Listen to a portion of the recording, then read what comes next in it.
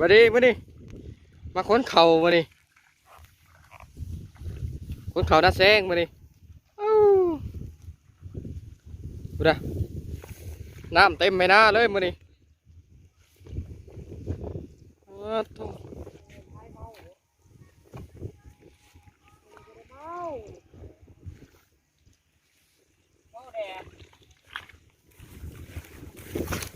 ค้นเข่าอีกตุ่มหมดนะ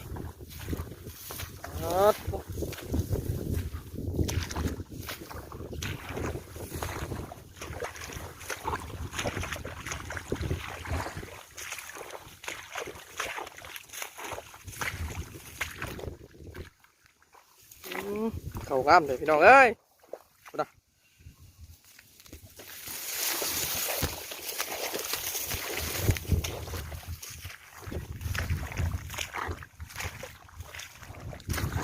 นะสิแล้ว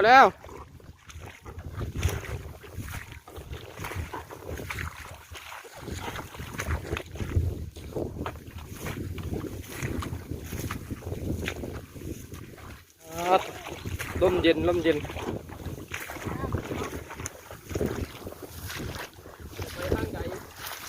เป็นไง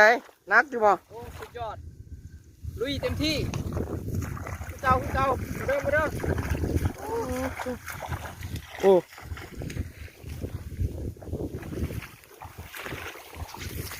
อันนี้เขายังเขียวอยู่เนาะโอ้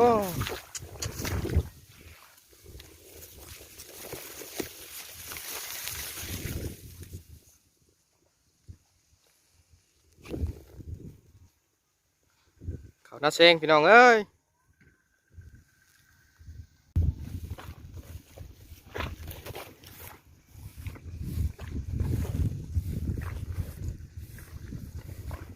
เขาน่าเซ็งพี่น้องเขาน่าเซ็งตัวงามมาเลยดูเก็บเกี่ยวเลยบัดมามัดเขาวันนี้มามัดเขานี่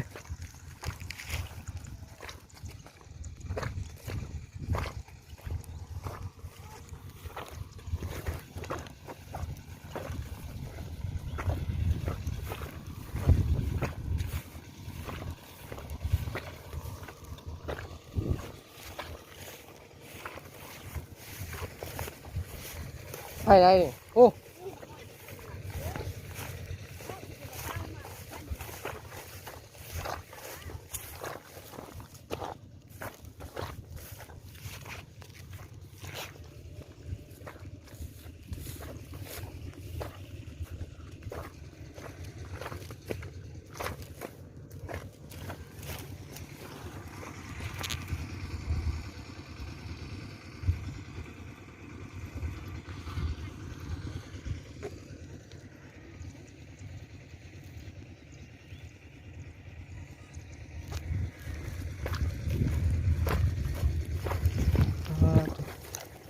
เขาน่าเซ็ง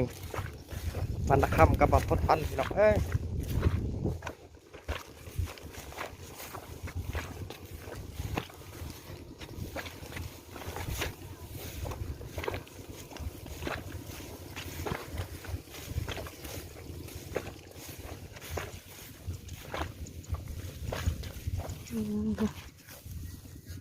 เนี่ย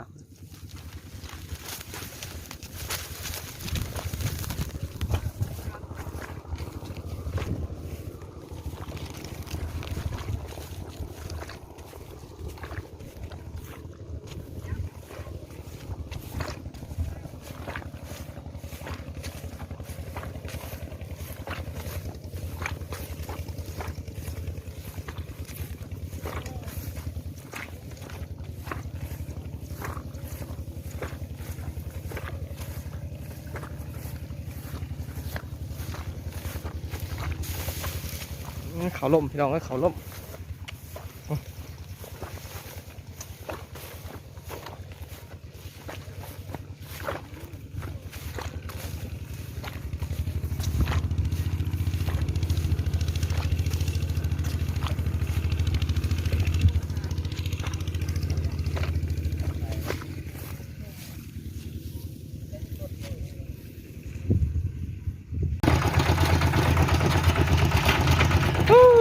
แก้เขาพี่น้องแก้เขาเอาตัวกระแดกกระแดนสายลุยมานี่แล้วบ่พานนะนี่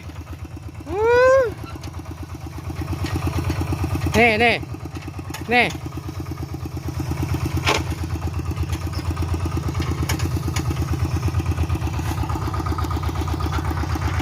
โอ้ยเหยียบขาดปะโค้งเลยเหยียบขาดคุ้งเลยเปลี่ยนเป็นคนครับ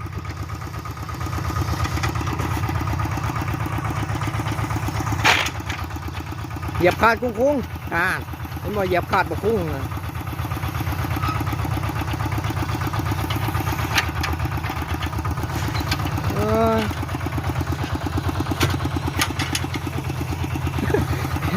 เอา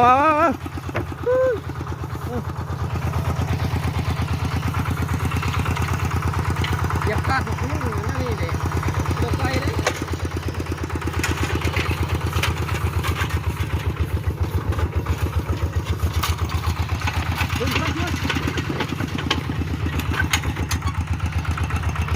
โอ้ยเฮ้ยที่กระช่างขึ้นไปแล้วพี่น้องเอ้ยห่วยมันย่านี่เกือบไม่ลดปีดมันย่านี่เต็มทั้งเขาตีนยึงขางหนึ่งเลยสบายดีพี่น้องเช้าไห้เช้านารับบางที่เลยผู้โอ้ยขนเขาก็เบาเปรี้ยวเด้อมันนี่เนี่ย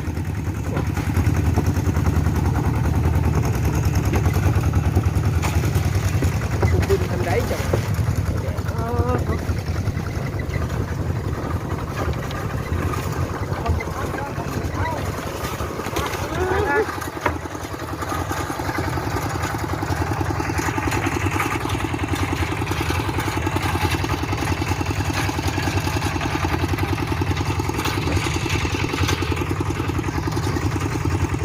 แซง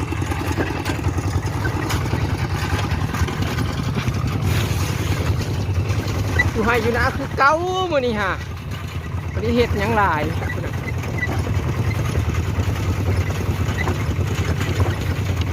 การถ่ายทำเขาก็รถเต้นหัวสั่นง่อย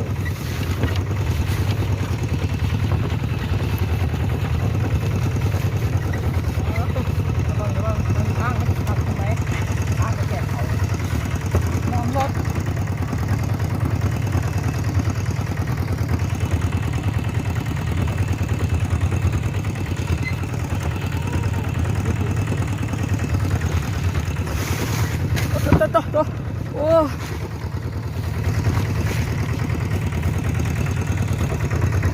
โหดลีมันแหงอุ้ยหดล้มพี่น้องเลยนี่แหละแดดเดือนหา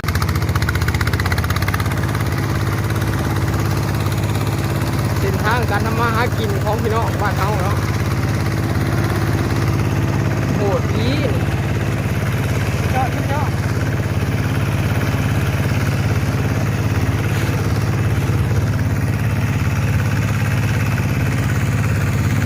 บาเปียวเนาะโอ้ด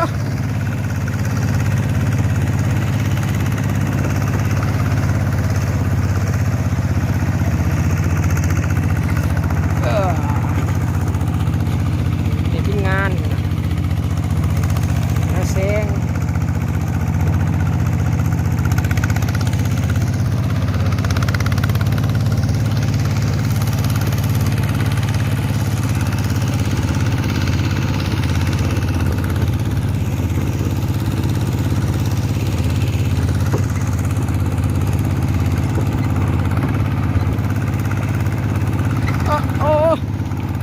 เบิดแล้วนี่กะลีนี่ฮะกะลี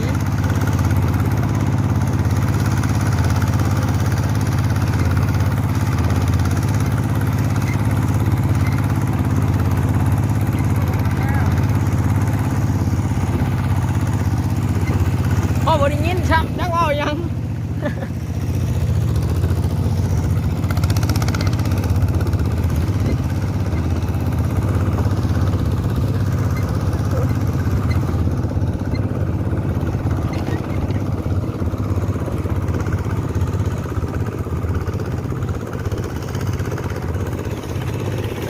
าศของทงหน้าปนธรรมพี่น้องเอ้ยขักโลโอ้โอ้โอ้โอ้โอ้ขึ้นสูงแท้น่ะโอ้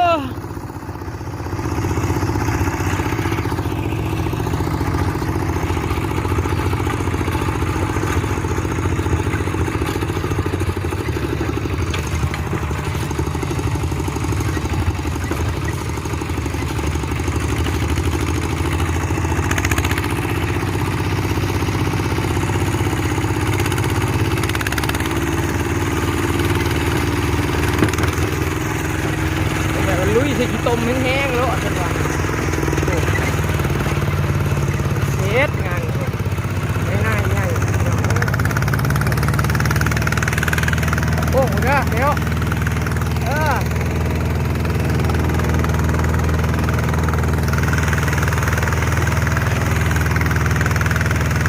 เฮ็ดป่านเพิ่นออกเส้นทางเลยเพิ่นว่าลองเครื่องรถ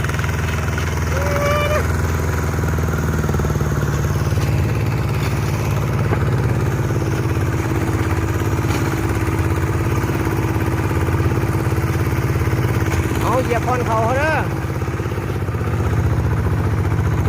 เบาๆก็ได้เบาๆก็ได้ไป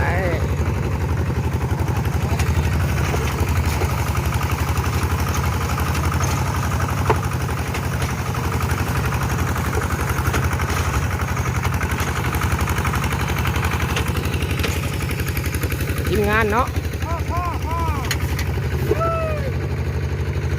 ยอดเลยไปจากมวนจากพักมาเด้อพักอีหลีเนี่ยพอนักเลงเอาตีนรถไถวิดดินเบิ่งลงยาในหวยจุนยอดก็เป็นรถไถเกี่ยวหัวพิษจะซ่าแน่เขามันกับจุนยอดเพียงเอ้ยขนเข่าก่อน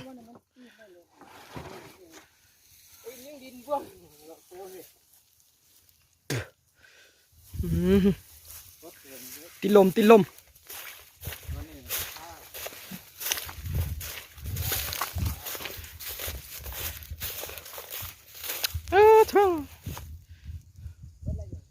จุนยอด